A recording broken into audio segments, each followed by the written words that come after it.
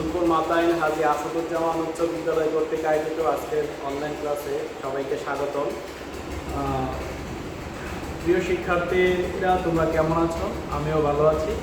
আজকে আমি যে ক্লাসটি নিব সেটি হচ্ছে অষ্টম শ্রেণীর বিজ্ঞান বিষয়ের উপরে, অধ্যায় সপ্তম পৃথিবী ও মহাকর্ষ এই চ্যাপ্টারের উপরে ক্লাসটি নিব। তো আমরা প্রথমে জেনে নিই যে মহাকর্ষ কী। আমরা যখন ফুটবলকে লাফি দিই সেটি উপরে ওঠে, কিন্তু আবার সেটা ভূমিতে ফিরে আসে। আমরা যখন লাফ দিয়ে উপরে উঠতে চাই কিন্তু আমরা বেশি দূর উঠতে পারি না, আবার নিচে চলে আসে। আমরা যখন ক্রিকেট বলকে আঘাত করে উপরে উঠাই কিন্তু সেটি উপরে উঠে আবার ভূমিতে ফিরে আসে। কোনো গাছ থেকে যখন ফল পড়ে সেটি কিন্তু ভূমিতে ফিরে আসে। এর কারণ কি?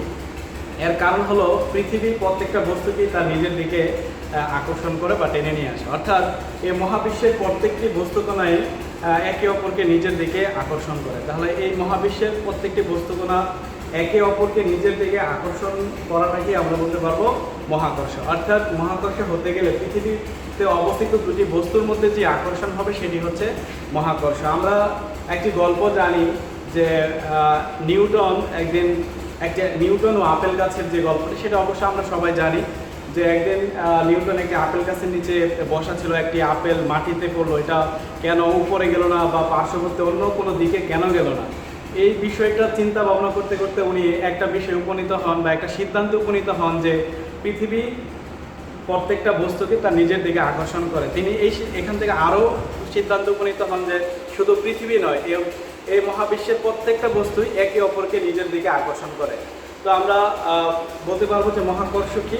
দেখো এখানে, তাহলে মহাকর্ষ কি আমরা বলবো যে এই মহাবিশ্বের দুটি বস্তুর মধ্যে যে আকর্ষণ তাকে বলে মহাকর্ষ।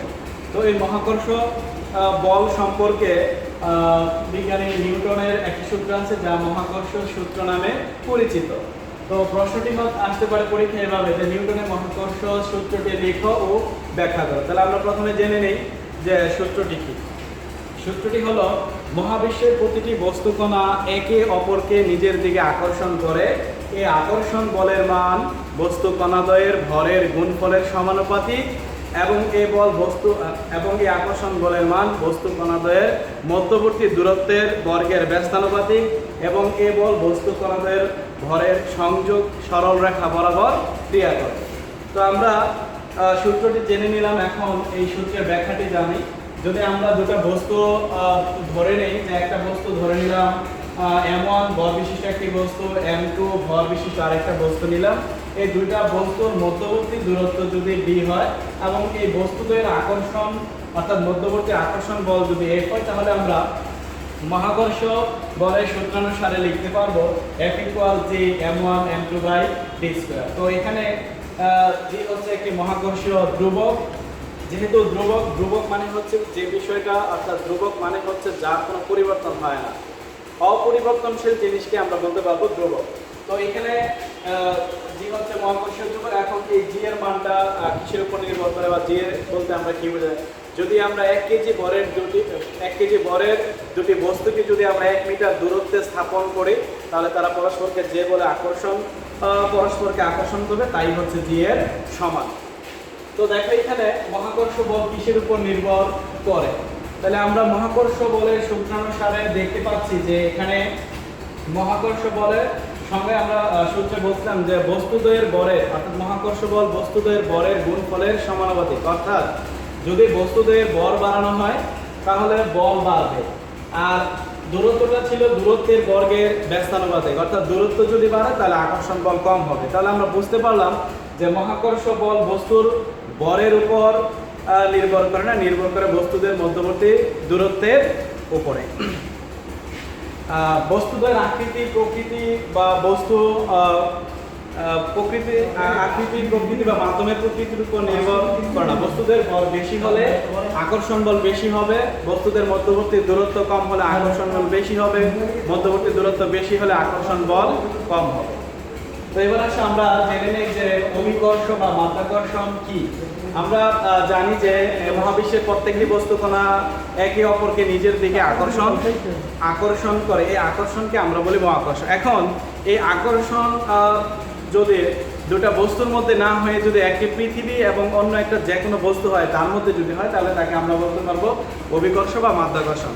তাহলে সংজ্ঞাটি হবে এভাবে যে আমরা বলবো কোনো বস্তুকে পৃথিবী যে বলে তার কেন্দ্রের দিকে আকর্ষণ করে তাকে আমরা বলবো মাধ্যাকর্ষণ। এবার আসলে আমরা জেনে নিই যে অভিকর্ষিত ত্বরণ কি, এর রাশিমালা প্রতিপাদন করা। তাহলে প্রথমে আমরা জেনে নিই অভিকর্ষিত ত্বরণ কি। আমরা জানি যে বল প্রয়োগ করলে কোনো বস্তুর বেগের পরিবর্তন হয়, প্রতি সেকেন্ডে যে বেগ বৃদ্ধি পায় তাকে বলে ত্বরণ।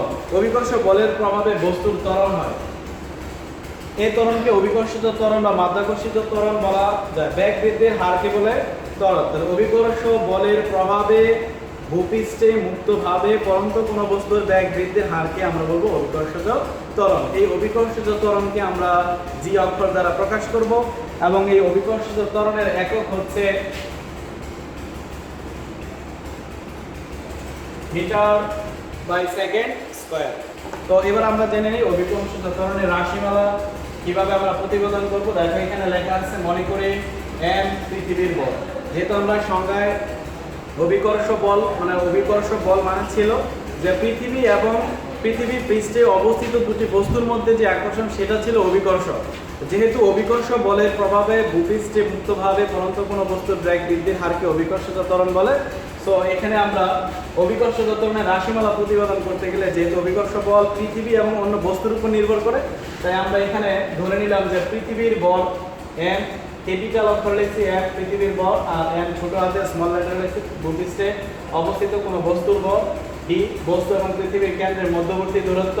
তাহলে মহাকর্ষের সূত্র অনুসারে আমরা জানি অভিকর্ষ বল হবে G M M by D square. আবার দেখো বলের পরিমাপ থেকে আমরা জানি অভিকর্ষ বল এফ ইকুয়াল হচ্ছে এম জি। তাহলে সমীকরণ 1 এবং 2 যদি আমরা কম্পেয়ার করি তাহলে আমরা পাচ্ছি এম জি সমান G M M by D square.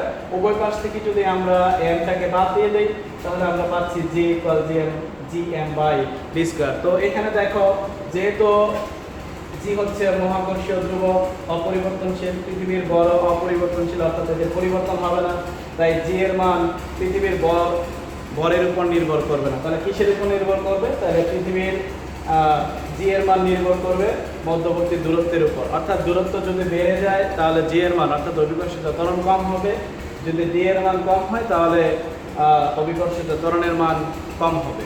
তাহলে আমরা বলতে পারবো যে অভিকর্ষিত ত্বরণ পৃথিবীর বলের উপর নির্ভর করে না, নির্ভর করে মধ্যবর্তী দূরত্বের উপর। ওকে।